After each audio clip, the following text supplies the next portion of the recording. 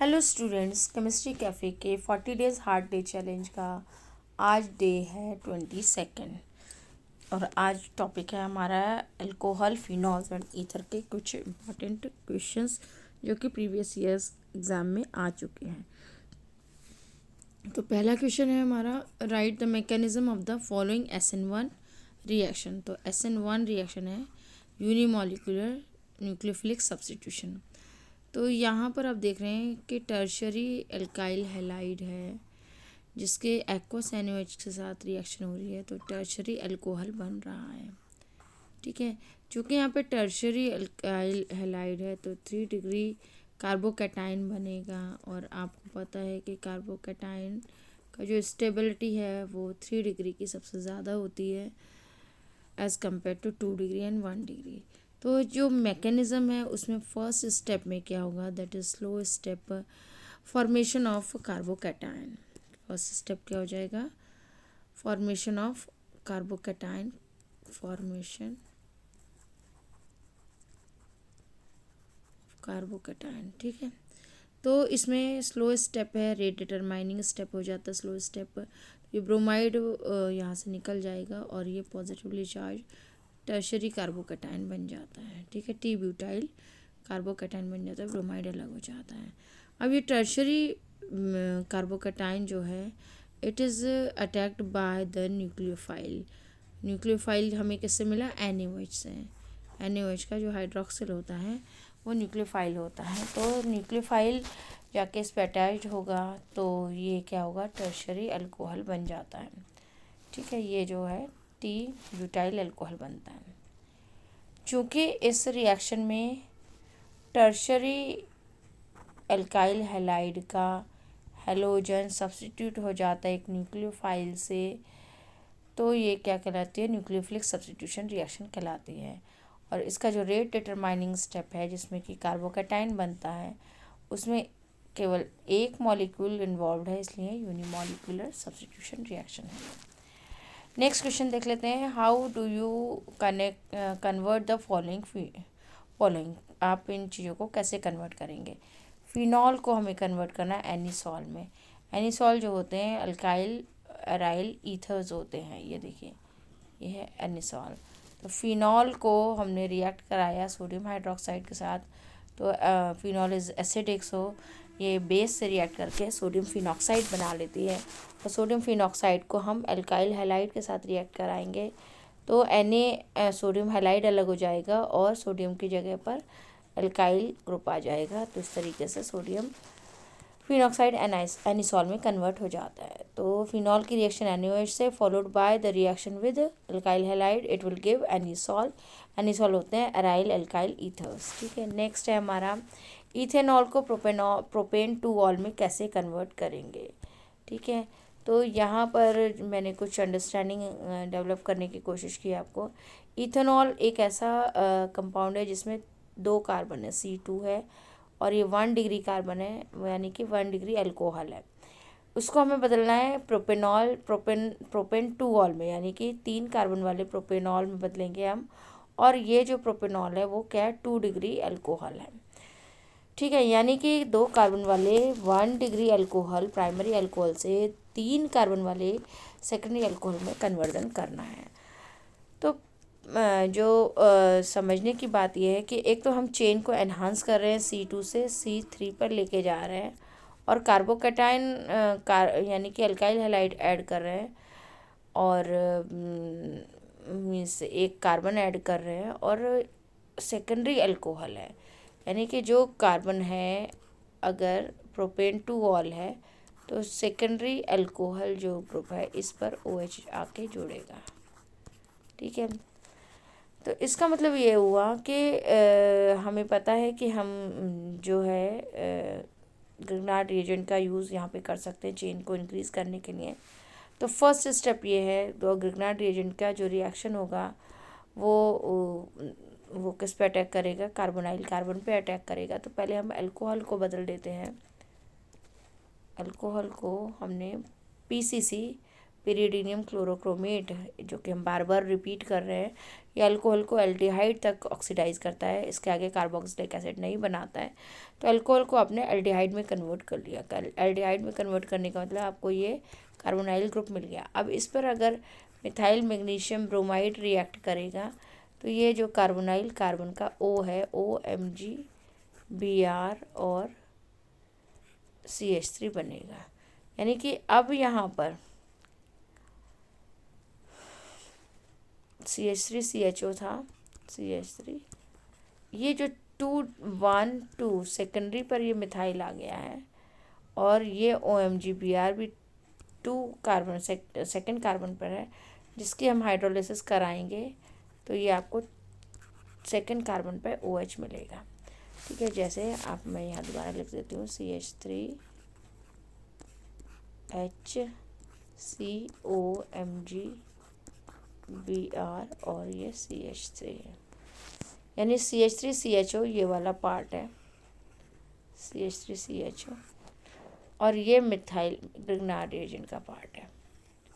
ठीक है, अब जब इसकी हाइड्रोलिसिस होगी तो HOH यहाँ से होगी, तो इसका मतलब क्या हुआ, ये वाला CH3 ये रहा, ये वाला CH ये रहा, ये वाला OH ये रहा, C पे जुड़ा हुआ ये रहा OH है, और ये वाला CH3 ये रहा। 1 2 3, तो 2 प्रोपेन 2 ऑल। ठीक है, तो प्रोपेन 2 ऑल बन जाता है।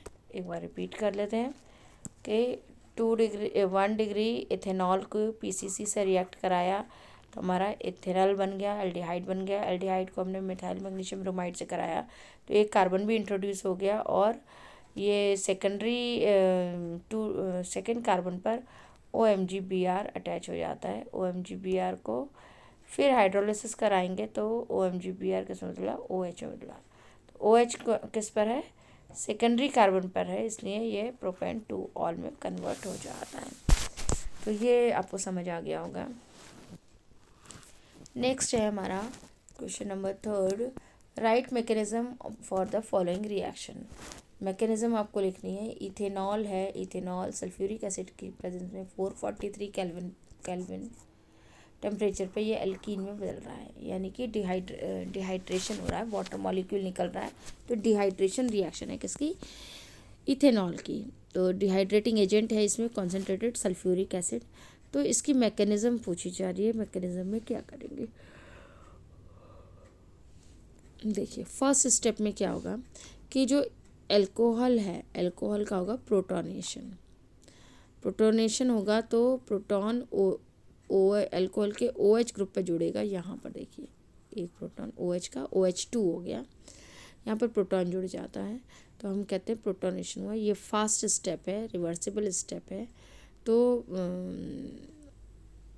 अब फॉर्मेशन, अब इसमें से चूँकि अनस्टेबल हो जाएगा क्योंकि पॉजिटिवली चार्ज स्पीशीज़ है, तो यहाँ पर जो OH2 में से फिर ये जो प्रोटोनेशन के बाद जो स्पीशीज़ बनी उसमें OH2 जो है वो एक तरीके से H2 है वो अलग हो जाता है और आपको मिलेगा एक कार्बोकैटायन। तो सेकंड स्टेप, पहला स्टेप हो गया प्रोटोनेशन ऑफ अल्कोहल। ठीक है, ये देखिए फास्ट स्टेप है। सेकंड स्टेप में प्रोटोनेशन होने के कारण ये जो वाटर मॉलिक्यूल है इसमें से निकल जाएगा, डिहाइड्रेशन हो जाएगा तो फॉर्मेशन ऑफ कार्बोकैटायन, और जो बची स्पीशीज़ वो कार्बोकैटायन होगी। और ये स्लो स्टेप है और रेट डिटरमाइनिंग स्टेप है। ठीक है, अब जब आपको ये मिल जाती है,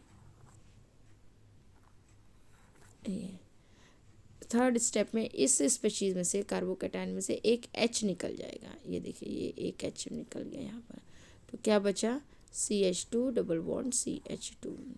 तो इस तरीके से 3 स्टेप में रिएक्शन है। पहले स्टेप में प्रोटोनेशन हुआ, प्रोटोनेशन ऑफ अल्कोहल हुआ है, उसमें से वाटर डिहाइड्रेशन हुआ जिसके कारण कार्बोकैटायन बना, और कार्बोकैटायन में से फिर से प्रोटॉन निकल गया लास्ट स्टेप में, और ये किसमें एल्कीन में कन्वर्ट हो गया। तो सेकंड स्टेप जो है वो स्लो स्टेप है, यानी कि डिहाइड्रेशन ऑफ प्रोटोनेटेड अल्कोहल, ये स्लो स्टेप है और रेट डिटरमाइनिंग स्टेप है। तो इस तरीके से ये मैकेनिज्म आपको समझ में आ गई है। जूम करके आप इसको देख सकते हैं। नेक्स्ट है आपका why phenol undergoes electrophilic substitution more easily than benzene.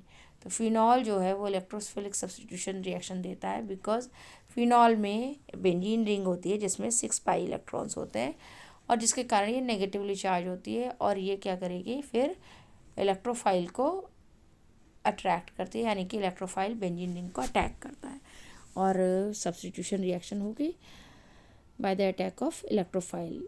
But अगर चूँकि ये बेंजीन रिंग में 6 पाई इलेक्ट्रॉन होने के कारण ये इलेक्ट्रोफिलिक सब्स्टिट्यूशन होता है। लेकिन अगर कोई ऐसा ग्रुप इस पे जुड़ जाए जिसमें लोन पेयर ऑफ इलेक्ट्रॉन हो या जिसकी वजह से जो रिंग है वो और ज़्यादा इलेक्ट्रॉन रिच हो जाए, बिकॉज ये लोन पेयर ऑफ इलेक्ट्रॉन क्या होते हैं, डीलोकलाइज हो जाते हैं इनटू द बेंजीन रिंग, तो जिसकी वजह से ये बेंजीन रिंग और भी ज़्यादा इलेक्ट्रॉन रिच हो जाएगी और भी ज़्यादा इलेक्ट्रोफाइल जो होगा वो इसको अटैक करेगा। तो यही लिखा है OH group attach to the benzene ring in phenol is a highly activating group, बहुत एक्टिवेटिंग ग्रुप है। Lone pair of electron on oxygen is delocalized to benzene ring making phenol more electron rich than simple benzene, thus phenol undergoes electrophilic substitution more easily than benzene। तो ये समझ आ गया होगा। Last question है आज का last question है आपका, give simple chemical test to distinguish between ethanol and phenol. Ethanol phenol को डिस्टिंग्विश कैसे करेंगे, सिंपल टेस्ट बताने हैं। तो पहला टेस्ट है हमारा लिटमस टेस्ट। आपको पता है कि फिनॉल इज़ एसिडिक, तो ये ब्लू लिटमस को क्या करेगा, रेड कर देगा। इथेनॉल जो होते हैं वो न्यूट्रल होते हैं, तो ये ब्लू लिटमस को रेड नहीं करेगा। फिर है कि इथेनॉल जो है वो हेलोफॉर्म रिएक्शन से, यानी आप कह सकते हैं आयोडोफॉर्म, हेलोफॉर्म में भी आयोडीन का इस्तेमाल कर रहे हैं, तो आयोडोफॉर्म रिएक्शन में देगा ये येलो पीपीटी, कौन, इथेनॉल। जबकि फिनॉल ये आयोडोफॉर्म टेस्ट नहीं देता है, ये आयोडोफॉर्म टेस्ट देता है। इसका आयोडोफॉर्म टेस्ट क्या होगा, जब इथेनॉल को C2H5OH को जो हम रिएक्ट कराएंगे किससे, I2 और प्लस NaOH से, तो ये हमें देगा येलो कलर की पीपीटी जिसे हम कहेंगे मिथाइल आयोडाइड, ठीक है, आयोडोफॉर्म। तो इथेनॉल आयोडोफॉर्म रिएक्शन देता है, ये ब्लू लिटमस को रेड नहीं करता है। फिनॉल जो है वो ब्लू लिटमस को रेड कर देता है, एसिडिक होता है करेक्टर में, और ये आयोडोफॉर्म टेस्ट नहीं देता है। तो ये इस तरीके से ये आपका डिस्टिंक्शन हो गया कि किस तरीके से आप इनको पहचान सकते हैं, आइडेंटिफाई कर सकते हैं, डिस्टिंग्विश कर सकते हैं। तो जूम करके इस पूरे पेपर को देखेंगे। और आज के लिए बस इतना ही। Thank you very much.